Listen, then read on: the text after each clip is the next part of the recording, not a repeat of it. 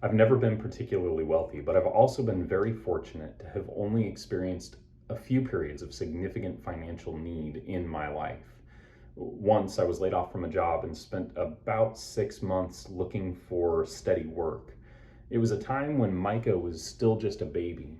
It was scary for us, for Lorinda and I. We were fully aware of just how great our need was. We were young and we had not really had the opportunity to build up any kind of financial reserve to support ourselves through this time.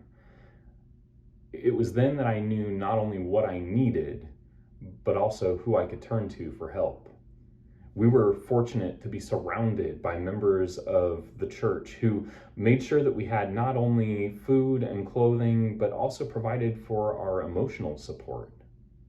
Being financially fragile, like we were, really put into context, into clear focus, Matthew chapter 5, verse 3, where Jesus tells us, "Blessed are the poor in spirit, for theirs is the kingdom of heaven."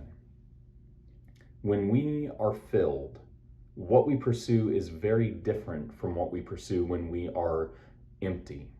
A wealthy person doesn't reach out for financial help. In fact, if someone has an abundance of money, it can be very difficult for them to empathize with the needs of the poor. A particularly wealthy person might even be offended at the offer or suggestion of charity. Jesus urges us to be poor in spirit, because it's the poor in spirit who have the room to be filled by God's Spirit. If we can recognize that we are spiritually bankrupt, we can have the clarity to understand how our need can be filled, how great our need is, and the need for a spiritual benefactor. Put very clearly, if you can't see your own need, you can't identify who has what you need.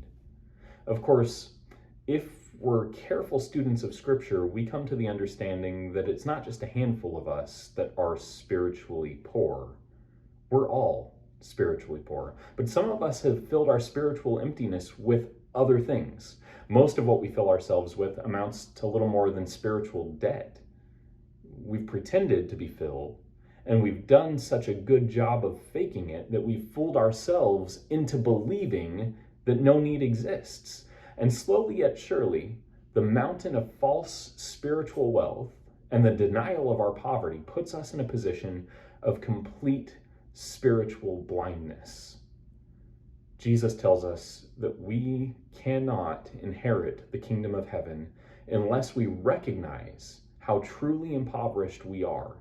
And the good news is, when we recognize how spiritually poor we are, we can see the spiritual wealth Jesus has. We see it with stunning clarity. We can approach him ready to be filled with the real spiritual wealth that only he can offer. I love you. And my prayer for you this week, my prayer for you specifically today, is that you might be poor in spirit, with your eyes wide open to that spiritual poverty, and that Jesus might fill you with the richness of his spiritual wealth. And then maybe when you are filled with that spiritual wealth, it begins to pour out of you so that the world around you might see the goodness of the riches of God.